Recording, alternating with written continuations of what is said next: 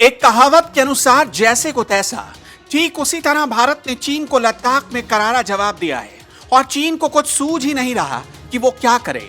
और उसी रस्साकशी पर यूरोपीय थिंक टैंक यूरोपीय foundation for south Asian studies report में खुलासा हुआ है। भारतीय सेना ने जिस चतुराई से चीन को जवाब दिया और जिस तरह से जवाबी कार्रवाई की, उससे चीन असमंजस की स्थिति में आ गया है।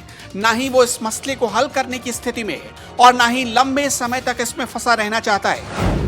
रिपोर्ट में यह भी खुलासा हुआ है कि भारत से बेवजह विवाद मोल लेकर चीन तिब्बत और ताइवान जैसे गंभीर मुद्दों पर घिर सकता है। यहां पर एक जानकारी देते चले कि हाल ही में चीनी सरकार ने तिब्बत पर नियंत्रण को विस्तार देने की अपनी योजनाओं की घोषणा की थी।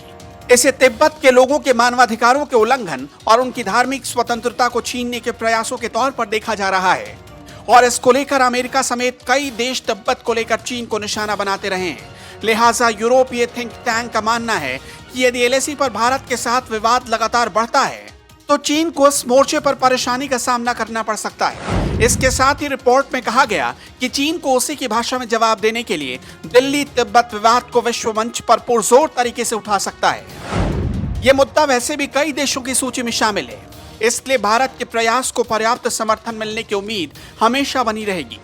इसके अलावा ताइवान, हांगकांग और दक्षिण चीन सागर के मुद्दे पर भारत बीजिंग के विरुद्ध पश्चिमी देशों का साथ दे सकता है। इस रिपोर्ट की एक और खास बात है कि अंतर्राष्ट्रीय मीडिया की खबरों का हवाला भी दिया गया है। जैसे ब्रिटिश दैनिक द टेलीग्राफ ने दावा किया है कि भारतीय सैनिकों ने न केवल घुसपैठ की चीनी सेना की साजिश को नाकाम किया, बल्कि उसने जवाबी कार्रवाई में कुछ चीनी शिविरों को कब्जा भी कर लिया।